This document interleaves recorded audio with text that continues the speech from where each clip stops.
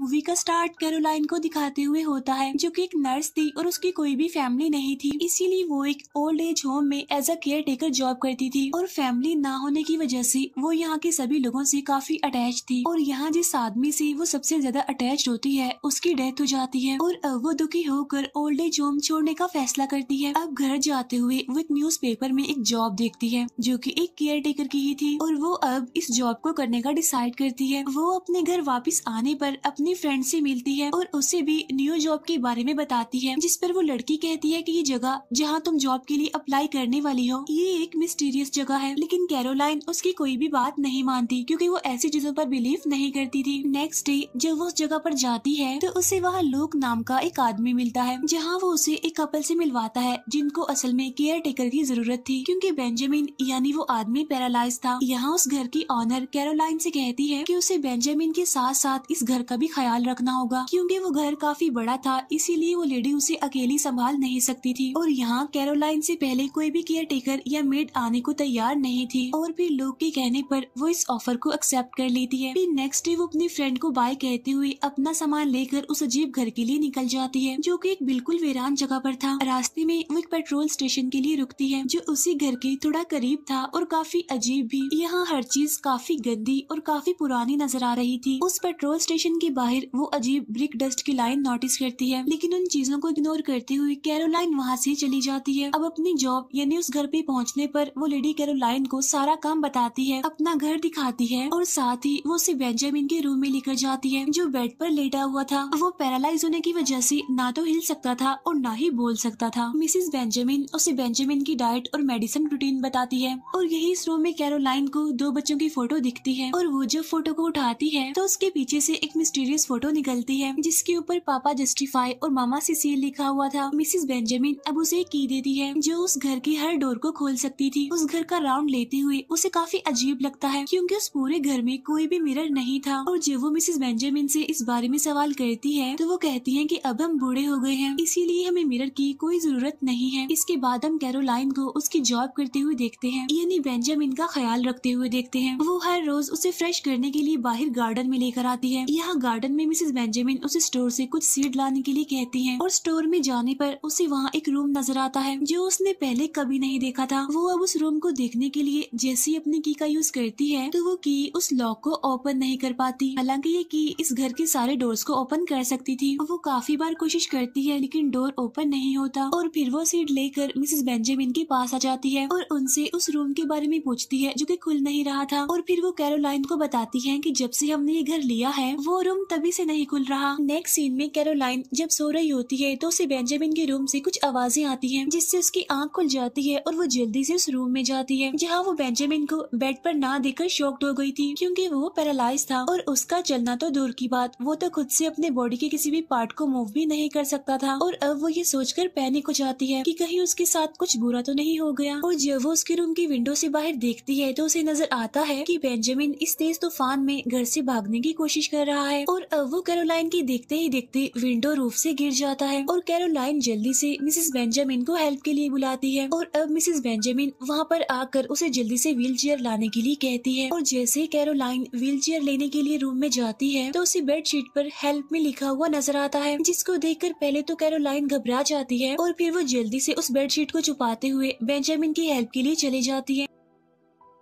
Next morning उनके घर look यानी वो आदमी आता है जिसने कैरोलाइन को यहाँ जॉब दी थी। वो इस फैमिली का लॉयर था, साथ साथ उनकी देखभाल भी करता था। और यहाँ कैरोलाइन उसे बेडशीट दिखाने के लिए लेकर आती है जो उसने रात में बेंजामिन के रूम से उठाई थी। लेकिन जैसे वो बेडशीट ओपन करती है तो उस पर कुछ भी नहीं लिखा हुआ था और फिर उसे लगता है कि ये सब कुछ उसका वहम है। और कैरोलाइन को परेशान देखकर लूक उसे अपना विजिटिंग कार्ड देकर जाता है ताकि उसे अगर दोबारा कहीं मुश्किल हो तो वो उसे कांटेक्ट कर सके। यहाँ अब कैरोलाइन बहुत कंफ्यूज थी, बेंजामिन का बाहर जाना, बेडशीट पर कुछ लिखा हुआ अपीयर होना और फिर गायब हो जाना। अब कैरोलाइन को इस सब का कनेक्शन उस मिस्टीरियस रूम से लगता है जो उसकी की से नहीं खुल पाया था, इसीलिए अब वो वहाँ इन्वेस्टिगेशन के लिए जाती है। और फिर हेयर पिन का यूज करते हुए उसे नजर आता है कि किसी ने की होल को ही ब्लॉक किया हुआ है, जिसके बाद उसे की से वो रूम भी खुल जाता है, यानी जो की उसके पास थी। और अब वो उस रूम को खोल कर उसके अंदर चली जाती है जहाँ बहुत सा रिचुअल सामान यानी जादू का सामान रखा हुआ था और उसे यहाँ यहाँ पर एक ऑडियो रिकॉर्ड भी मिलती है जिस पर कॉन्जर ऑफ सैक्रिफाइस लिखा हुआ था। और तभी यहाँ पर मिसेस बेंजामिन आ जाती है जिससे कैरोलाइन जल्दी से छुप जाती है। कैरोलाइन हैरान थी कि वो यहाँ क्यों आई थी और दरवाजा खुला देखकर उन्होंने कोई रिएक्ट क्यों नहीं किया। तब उनके जाने के बाद कैरोलाइन उस कैसेट को सुनती है जो उसे उस रूम से मिली थी और ये सब देखने के बाद वो अपनी फ्रेंड को एक होटल में बुलाती है जहाँ कैरोलाइन उसे अपने साथ होने वाले सारे इंसिडेंट्स और उस रूम के बारे में बताती है। जिसके जवाब में कैरोलाइन की फ्रेंड कहती है कि वो एक हुडो रूम है जो कि एक मैजिक रूम है और एंशिएंट टाइम में उसे यूज किया जाता था। अब अपनी बात को सच प्रूफ करने के लिए कैरोलाइन की फ्रेंड उसे एक हुडो शॉप के बारे में बताती है क्योंकि कैरोलाइन इन चीजों पर बिलीव नहीं करती थी बल्कि सिर्फ रिस्पेक्टिव प्लेसेस को ही मानती थी। इसीलिए कैरोलाइन अब उस घर के अंदर मिरर लेकर जाती है जिस पर मिसेस बेंजामिन उसे बहुत डांटती है और उसे इस जगह का सच बताती है कि इस रूम को बहुत सालों पहले 2 अफ्रीकन सर्वेंट्स यूज करते थे और वो सर्वेंट्स ही papa justify and mama cecile hoodoo magicians थे जिनकी फोटो मूवी के स्टार्ट में कैरोलाइन ने देखी थी, जिन्होंने उस वक्त के ऑनर की बच्चों पर हुडो मैजिक किया था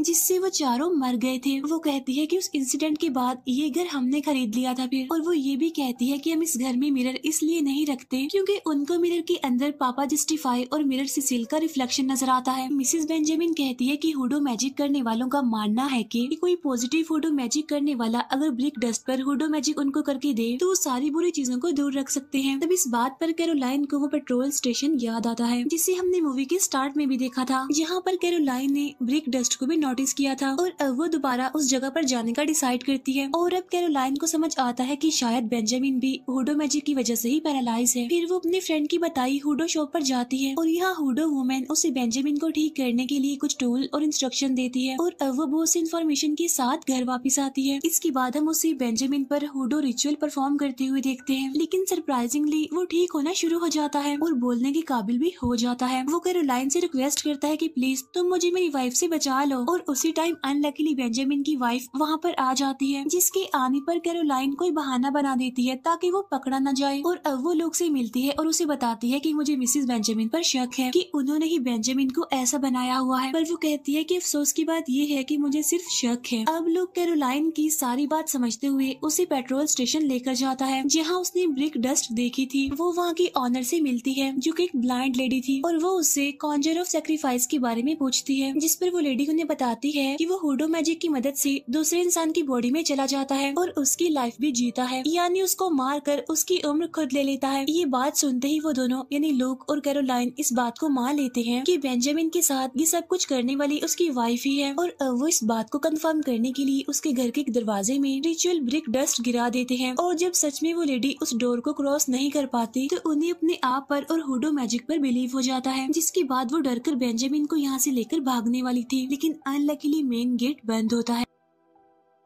फिर वो बेंजामिन को वहीं उस बिल्डिंग में छुपाते हुए खुद वहाँ से निकलने की कोशिश करती है। और अब लूक के ऑफिस पहुँचने पर उस पर सबसे बड़ा फैक्ट रिवील होता है, जहाँ से अब ये कहानी ट्विस्ट लेती है और उसे पता चलता है कि लूक और मिसेस बेंजामिन साथी हैं, यानी वो दोनों एक दूसरे के साथ मिले हुए हैं और असल में वो हुडो मैजिक का टारगेट बनी थी, बेंजामिन नहीं। और तभी पीछे से यहाँ पर लूक आ जाता है और कैरोलाइन के गले में रस्सी डालते हुए वो उसे वापस उसी हुडो मैजिक वाले घर में ले आता है। और यहाँ कैरोलाइन की लूक की साथी यानी मिसेस बेंजामिन से फाइट शुरू हो जाती है, जिससे कैरोलाइन अपने आप को डिफेंड करते हुए उस लेडी को नीचे गिरा देती है, जिसमें उस लेडी की लेग्स टूट जाती हैं। और अब ब्रिक डस्ट का यूज करते हुए वो उन दोनों से बचते हुए रिचुअल रूम तक पहुंचती है और पुलिस को कॉल करने की कोशिश भी करती है और खुद वहां बने सर्कल में खड़े होते हुए कुछ पढ़ने लगती है। वो कुछ रिचुअल स्पेल पढ़ रही थी जिसे वो होली स्पेल समझ रही थी। यहाँ वो लेडी उसे बताती है कि तुमने खुद ही अपने आप को इस सर्कल में कैद कर लिया है और अब वो इस सर्कल से कभी बाहर नहीं निकल सकेगी। और अब वो जैसे ही अपने पीछे लगे मिरर में देखती है तो उसे अपने साथ साथ कहानी के सभी रिचुअल कैरेक्टर्स के भी रिफ्लेक्शन नजर आते हैं और आखिर में उसे मामा सिसिल का रिफ्लेक्शन नजर आता है और उसके साथ ही कॉन्जर ऑफ सैक्रिफाइस की रिकॉर्डिंग खुद ब खुद चलने लगती है और सारी कैंडल्स भी बुझ जाती हैं। और यहाँ 2 सोल्स स्विच होती हैं, यानी उनकी सोल्स बॉडीज में चेंज होती हैं। और मिसेस बेंजामिन, जिसके बारे में यहाँ रिवील होता है कि वो मामा सिसिल की स्पिरिट है और अब वो कैरोलाइन की बॉडी में चली गई थी और कैरोलाइन की स्पिरिट मिसेस बेंजामिन में चली गई थी, जिसकी अभी अभी लेग्स टूटी थी, यानी वो हैंडीकैप किडनैप हो गई थी। यहाँ पर मामा सिसिल उसे एक पॉइजन पिलाती है, जिससे वो भी बेंजामिन की तरह पैरालाइज हो जाती है और कुछ बोलने के काबिल नहीं रहती। और यहाँ हमें एक और बात रिवील होती है कि लोग के अंदर पापा जस्टिफाई की सोल है और वो अपने रिचुअल से लोगों की बॉडी यूज करते हुए अपनी एज बढ़ा लेते थे। और इससे पहले भी उन्होंने अपनी सोल्स उन बच्चों की बॉडी में ट्रांसफर कर ली थी, जिनके बारे में मिसेस बेंजामिन ने कैरोलाइन को बताया था। और उनको इस काम के लिए सिर्फ उन लोगों का इंतजार होता था जो हुडो मैजिक पर बिलीव करते थे, जिसके लिए उन्होंने कैरोलाइन का काफी इंतजार किया था। जिसके आने के बाद उन्होंने उसका हुडो मैजिक पर बिलीव स्ट्रॉन्ग किया और फिर अपना मिशन कंप्लीट किया। यहाँ अब हम कैरोलाइन और लोग की स्पिरिट्स को उन बुरे लोगों की बॉडीज में देखते हैं, जिनको एम्बुलेंस में ले जाया जा रहा था, जो कि कैरोलाइन की कॉल पर आई थी। दूसरी तरफ मामा सिसिल और पापा जस्टिफाई दोबारा जवान हो गए थे और यही दिखाते हुए ये मूवी है।